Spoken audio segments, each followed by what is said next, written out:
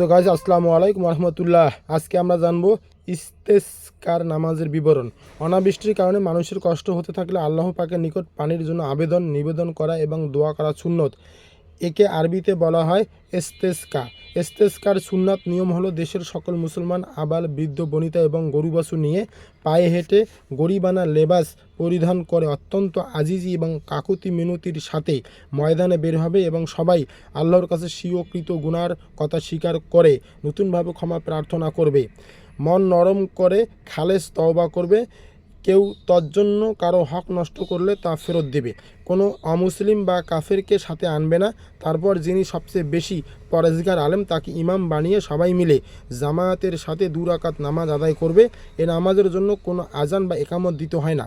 ইমাম সাহেব কেরাত উচ্চস্বরে পাঠ করবেন এবং নামাজের পর ঈদের খুতবার ন্যায় 2টি খুতবা পাঠ করবেন।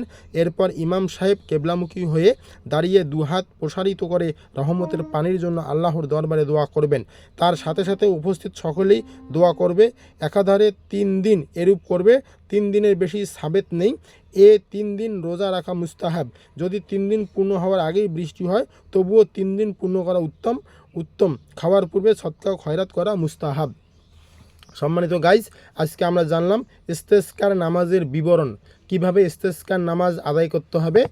আর আমার এই ভিডিওটি যদি ভালো লাগে অবশ্যই আমার এই চ্যানেলটি সাবস্ক্রাইব করবেন। কমেন্টে আপনাদের মূল্যবান মতামত জানাবেন, লাইক এবং শেয়ার দিয়ে পাশে থাকবেন। আসসালামু আলাইকুম ওয়া রাহমাতুল্লাহ।